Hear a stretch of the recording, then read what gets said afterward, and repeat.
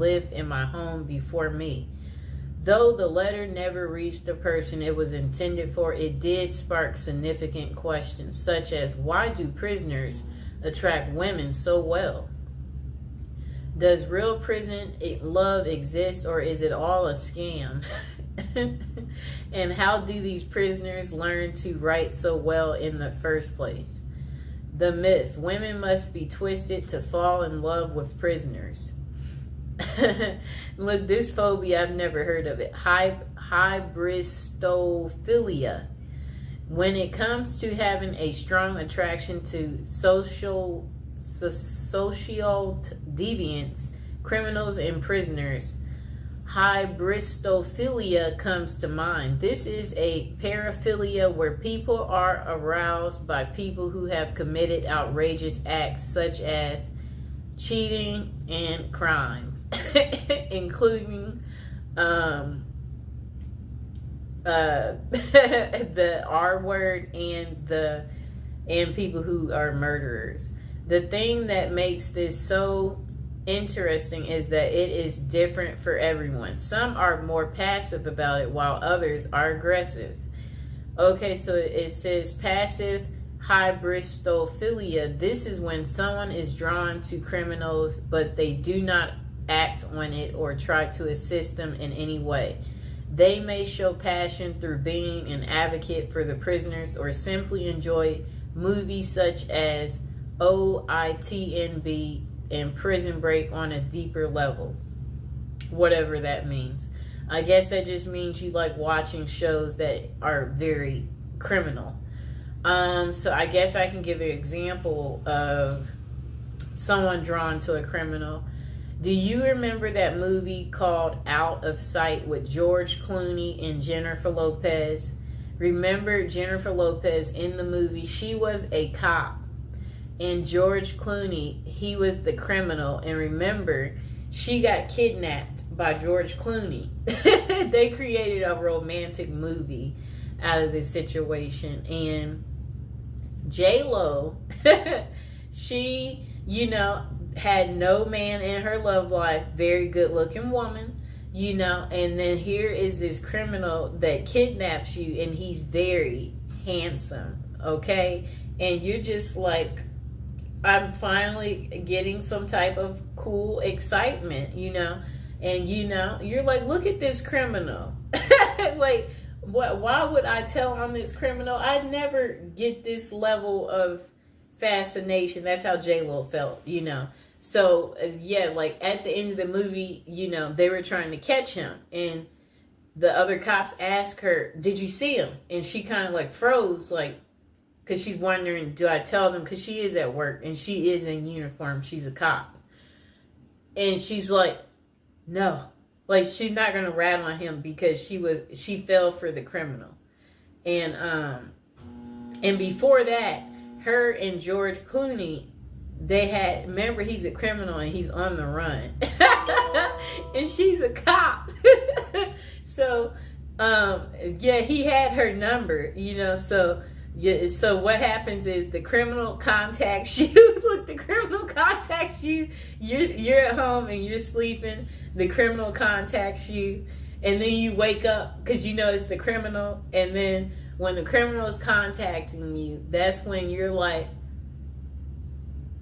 you're all ears because you don't know when you'll ever talk to this criminal again because he's calling like private.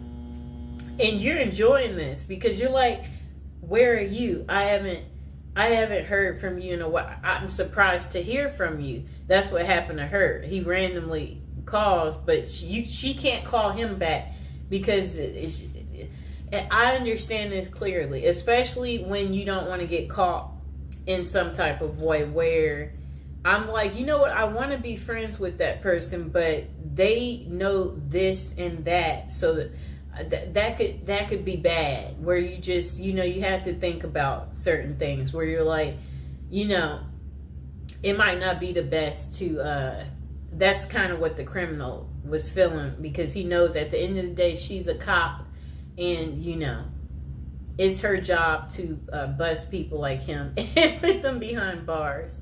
So anyway, they had their secret meetup in the movie, and their secret meetup, where they went out to dinner. They both was just, it was a night to just enjoy one another, talk to each other, clarify, yes, so why haven't I heard from you? And then he's like, well, blah, blah, blah, blah, blah.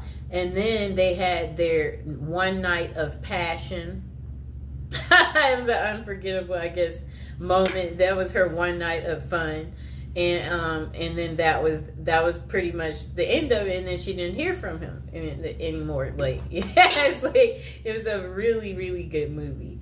But probably one of her best movies. Okay, so look, back to aggressive. The next one's called aggressive hybristophilia. This is where trouble can arise. These are men and women who proactively help the criminal they are attracted to. This means they could lure victims in, cover for criminals, bury bodies, and other severe acts. Bonnie and Clyde are the perfect example of this type. I'm trying to think, do I know of one like this? Where men and women help the criminal they're attracted to. This means they could lure victims in, cover for criminals, bury. Okay, I'm trying to think. That one I can't think of. It's not a fast one that just comes to me. Okay, so why do so many prisoners / criminals in relationships? The answer is quite simple. It is a mixture of hybristophilia, the desire for excitement from their mundane lives, the long distance passion, and the fantasy of it all makes people drawn to that lifestyle. In fact, there are over 40 different websites that cater to prisoner dating, such as meetaninmate.com. And then potential consequences. Though it would be nice to have a happy ending every time, there are significant consequences from dating a known criminal. For example, a book called Dream Lovers: Women Who Marry Men Behind Bars. Jacqueline Wilcox Bailey talks about a real-life incident. Two sisters walked out of their long-term, boring relationships to get with prisoners. When those men were released, one of the sisters was murdered, and the other was beaten and tortured, which sent her supposedly posed lover back to jail. I think they mean prison. With this as a possibility, always be aware of the dangers you could be subjecting yourself. If you decide to follow that journey, with that being a solid case, does that mean that all prison love is fake and they are nothing but predators? Then they said myth. There is no such thing as true love in prisoners.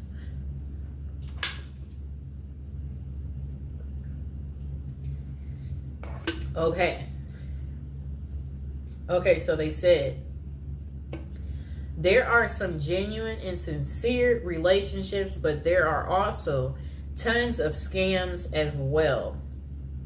How do you know the difference?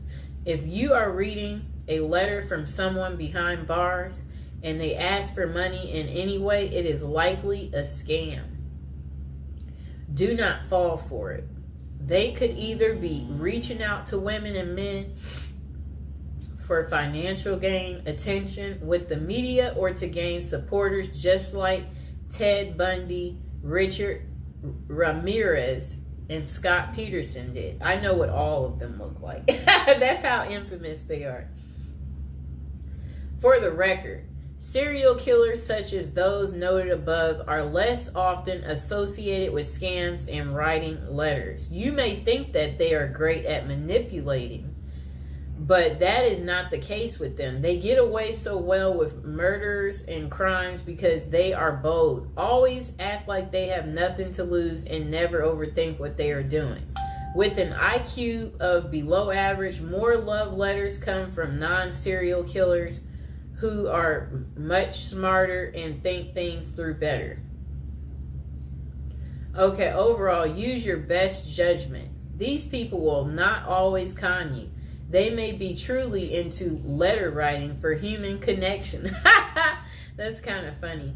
because like they crave the connection, so that they're writing the letter because there are many people in jail who do not have family or friends to reach out to. So they turn to pen paling to feel involved, valued, heard, and feel like they matter. Though it may not always be about love, it can still be about companionship and support and worth volunteering to help people such as them feel cared about. Bonus, how to craft a prison letter. One thing I noted the most about the letter I have how well written it is. There are no errors. The penmanship was nearly perfected and the message was very well contrasted. So how did someone in prison learn to write so well? One word: practice. Those who write love letters will use trial and error in their writing. For example, they would keep tabs on the responses they would get from their loved ones. When they said certain things, they would then work on perfecting in those areas to get even more positive responses. In addition, they could have utilized other inmates for assistance as well. More perspective is a catalyst for fostering new ideas and learning how to write a moving love letter or scamming someone successfully. If you want to learn to write a great letter, start with practicing. Use your feedback as a guide and never be afraid to ask for help so you can become a pro. And the final thought, falling in love with criminals and prisoners is hyperbristophilia. Though having this characteristic is a passive sense, is fine. Seek help if you feel like you will act on those passions.